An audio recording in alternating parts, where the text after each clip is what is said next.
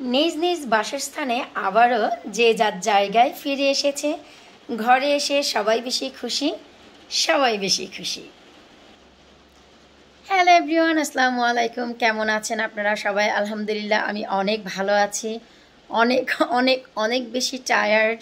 কারণ হচ্ছে গতকালকে আমিনাবুরির জন্মদিনের পার্টির পর এত বেশি জিনিস টাইডি করতে হচ্ছে, এখনও পর্যন্ত তেমন কোনো কিছু করা হয়নি। যা আমি সর্ট আউট করেছি যার যার জায়গায়, যাকে আবার স্থানান্তর করেছি, তো সেই জিনিসটি আপনাদের সাথে শেয়ার করব। আর এই জন্মদিন উপলক্ষে আমিনাবুরির জন্মদিনের জন্য আমার কিছুটা ক্ষয়ক্ষতি হয়েছে, চলুন তাও আমরা একটু দেখে আসি। এই তো আমি গতকালকের পর জিনিসগুলো সর্ট আউট করার চেষ্টা করেছি। ওই যে দেখুন আমার হোভার এখানেই আছে, আর আমার এই সিটারগুলো আমি এখানে ট্রান্সফার করেছি। আর ছোট্ট যে টেবিলটি ছিল সেই টেবিলটা আবার সাইডে দিয়ে দিয়েছি জায়গায়। আর এটি আবার মুভ হয়ে যাবে। সব কিছু এক রাতে সর্ট আউট করা সম্ভব নয়। এরই মাঝে আমানকে সকালে স্কুলে দেয়া, আমেনাকে খাওয়ানো, ঘুম পাড়ানো। তো ওকে ঘুম পাড়িয়ে এখন আমি এই কাজ করছি আপনাদের জন্য ভিডিও, তারপর চলে যাব সরাসরি নামাজে। এই যে দেখুন আমার যে গাছগুলো ঠিক আছে, এই যে আমার পাতাকপি গাছগুলো, পাতাকপি না সরি, এটা হচ্ছে ফুলকপি গাছগুলো ঠিক আছে আলহামদুলিল্লাহ। বেগুনের গাছগুলো তো আমি জায়গায় নিয়ে চলে এসেছি। আর এই যে শশার গাছ আলহামদুলিল্লাহ এটি খুবই ভালো আছে। মাচা দেওয়ার সময় হয়ে গেছে, তাই এখানে মাচা অবশ্যই দিতে হবে। আর এই হচ্ছে মিষ্টি কুমড়ের গাছ। আর এই যে ক্ষতির ভিতরে আমার একটি মল্লিকা হাজারিকা বেগুন গাছ পুরোই মরে গেছে বলতে ভিতরের নিচের দিক থেকে মরেছে কিনা জানি না। পাতাগুলো একেবারেই ঠান্ডায় কুকড়ে ছিল, পাতাগুলো ফেলে দিয়েছি আর ডগাটিও রেখে দিয়েছি, দেখি সপ্তাহখানেক রেখে যে কোনো প্রকারের কোনো পাতা বের হয় কিনা। আর যেমন কি দেখেছিলেন যে আমার এই করলার গাছ কিন্তু এখান থেকে মোটেও আমি মুভ করিনি, মাশাল্লাহ আরও কিছুটা বেড়েছে, একেবারে সেই বড় লাঠি ক্যাচ করে ফেলেছে। তারপর হচ্ছে ধুন্দুলের গাছগুলো, এই যে ধুন্দুলের গাছগুলো কিছু ঠিক আছে। আর বেশি ঠান্ডায় ছোট যে ধুন্দুলের গাছ দুটি মরে গেছে। আমার ভীষণ খারাপ লাগছে যে এত কষ্ট করে গাছ বানিয়েছি, তো কি করব, এখান থেকে দুটি গাছ মরে গেছে। আর এই যে সিম গাছ আলহামদুলিল্লাহ সিম গাছ কিছুই হয়নি, কোনো ক্ষয়ক্ষতি হয়নি, সিম গাছ ঠিক আছে। আর বড় বেগুন গাছ মরলেও ছোট সবুজ গাছ সবুজ যে বেগুন গাছ ছোট ছোট যেগুলো সেখান থেকে মোটেও মরেনি, তেমন কোনো ক্ষতিও হয়নি। তো এই হচ্ছে এ পাশে রেখেছি, কিছুটা অর্গানাইজ করা প্রয়োজন, তো এখনও সময় হয়নি, সময় করে অর্গানাইজ অবশ্যই করব। এরপর হচ্ছে আমরা এপাশে যাই, যেমন কি দেখেছেন গতকালকে বার্থডে পার্টির অনুষ্ঠান, এখনো পর্যন্ত কিছুই করা হয়নি। সে ফেয়ার ড্রপগুলো ওখানেই আছে, আমি টেবিলটা সর্ট আউট করে ফেলেছিলাম গতকালকে রাতেই। আর এই যে বাকি যে সিম গাছগুলো ছিল এই পটগুলো নিয়ে এসেছি। আর এখানে ছোট ছোট মরিচের চারা উঠছে, এগুলো হচ্ছে সৌরভ ভাইয়ার মরিচের বীজ। সেই ছোট ছোট যে মরিচ হয় অনেক ঝাল জাতের মরিচ, সেটা আমাকে দিয়েছিল বীজ। তো 11টি বীজ দিয়েছিল, আমি দেখলাম যে 9টি গাছ হয়েছে আলহামদুলিল্লাহ। এই গাছটিও ঠিক আছে। আমাদের আমানের যে গাজর গাছ, ক্যারেট, এটাও ঠিক আছে। আর ঘরে যে ছিল এই যে সাইডে যে লাউয়ের গাছগুলো ছিল তা অবভিয়াসলি তো ঠিক থাকবেই, কারণ এগুলো হচ্ছে ঘরে ছিল। এই যে ডেকোরেশনের জিনিসগুলো আমি এক সাইডে রেখেছি, কারণ এক রাতে আসলে সব কিছু সর্ট আউট করা সম্ভব নয়। তো এই যে দেখুন মরিচের গাছগুলো ঠিক আছে, শুধু এখান থেকে একটি মরিচ গাছ মরে গেছে।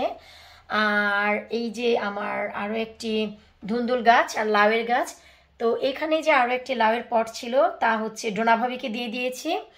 কারণ হচ্ছে ডোনাভাবিকে সাইজে একটু ছোট দিয়েছি, কারণ আমার যেমন কনজারভেটরি আছে কিছুটা আমি টিকিয়ে রাখতে পারবো, ডোনাভাবির তো আসলে কনজারভেটরি নেই, তাই সে যদি বড় গাছ নেয় সে ঘরে টিকিয়ে রাখতে পারবে না, ঘরেই মাচা দিতে হবে। তাই তাকে আমি বেছে একটি ছোট দিয়েছি, এতে করে সে পুরো মে মাসটা ঘরেই রাখতে পারবে, তারপরে মে মাসের শেষে বাইরে দিয়ে দিতে পারবে। তারপর আমার যে আরও ক্ষতি হয়েছে গতকালকে, আমি ফ্রাইডে বিকেলবেলা, ঈদের দিন বিকেলবেলা আমি এই যে পাতাকপির যে টপ ছিল, আপনারা তো দেখেছেন আমার কত হিউজ পরিমাণে পাতাকপি হয়েছিল। তো আমি শনিবার গতকালকে সকালবেলায় আগে গ্যারেজে গিয়েছি ঘুম থেকে উঠে, আমেনা বুড়ির জন্মদিনের যে খাবার আমি রান্না করেছিলাম 5:30, তো আমি মাংস চড়িয়ে দিয়ে গিয়েছিলাম, গিয়ে দেখি আমার সব পাতাকপি গাছগুলো মরে গেছে। তো আমার এত বেশি খারাপ লাগছিল, তো সাথে সাথে আমি গিয়ে বেশ কিছু আরও বীজ দিয়েছি। এই যে দেখুন আরও পুরো জায়গায় বীজ এই যে দেখুন ছড়িয়ে ছিটিয়ে দিয়েছি। আবার এই পটেও আলহামদুলিল্লাহ আমি আজকেই দেখতে পাচ্ছি পাতাকপি গাছগুলো বের হয়ে যাচ্ছে। সো এখন যদি বড় হয় আর মরার কোনো সম্ভাবনা থাকবে না, কারণ অলমোস্ট তো গরমের দিন চলে এসেছে। আর এই যে এখানে যে দেখতে পাচ্ছেন এগুলো হচ্ছে পালং শাকের গাছ, আলহামদুলিল্লাহ অনেক বড় হয়ে গেছে। বাহিরের যে গাছগুলো ধনিয়া পাতাগুলো এখন খাবারের উপযুক্ত হয়ে গেছে, মূলা গাছও। আর এই যে হচ্ছে আমার নাগামরিচের গাছ, এখান থেকে একটু দেখাচ্ছি, লাউয়ের গাছ, সিমের গাছ।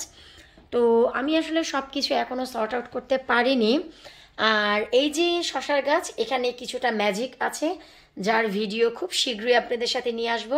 আজকের ভিডিওতে না, আমি এই পটটিও কিন্তু বাইরে দেইনি, এটিও আমি ঘরে রেখেছিলাম। এই যে ডেকোরেশন করেছি সেই কর্নারে দিয়েছি, তার কারণটিও আমি পরে বলবো।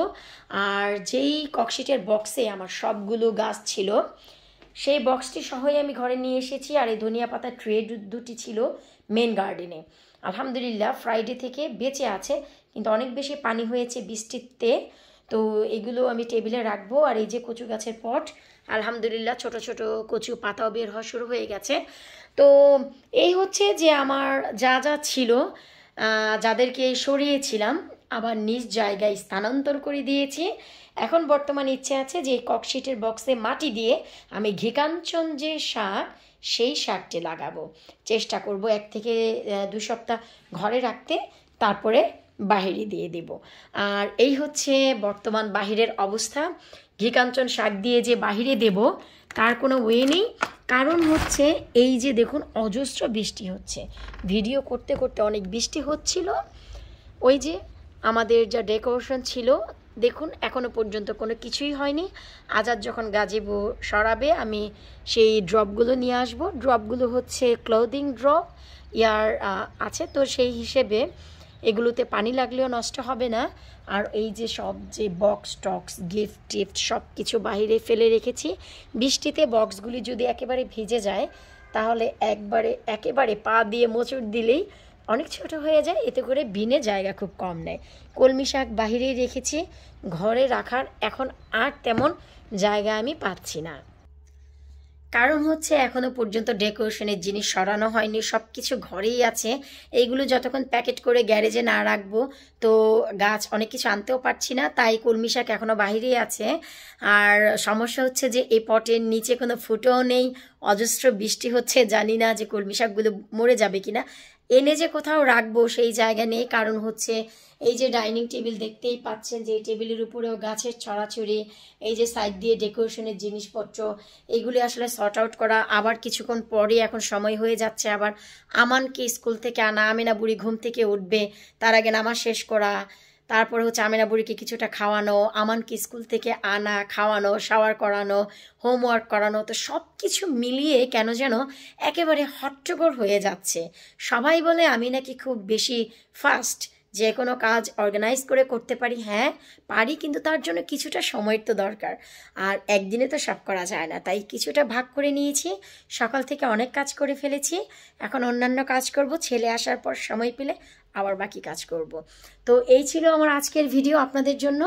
আশা রাখছি আপনাদের ভালো লাগবে যে আমার গাছগুলো আমি ওদেরকে সরিয়েছিলাম, আবারও জায়গা মতন এদেরকে স্থানান্তর করেছে এবং করতে পেরেছি, এটাই আমার কাছে অনেক বড়। গাছগুলো নষ্ট হয়ে গেলে খারাপ লাগতো, যেমন কি একটা মল্লিকা, হাজারিকা, বেগুনের গাছ মারা গেল, তারপরে আমার পাতাকপি সবগুলো গাছ মরে গেছে। তো যাই হোক, কিছু পেতে হলে কিছু হারাতে হয়, তাই আসলে দেখলাম মেয়ের জন্মদিনের আনন্দ পেয়েছি আর কিছুটা গাছ হারিয়েছি, আবারও হয়ে যাবে ইনশাল্লাহ, আশা রাখছি। তো বিদায় নিচ্ছি এই ব্লগে, আল্লাহ হাফিজ।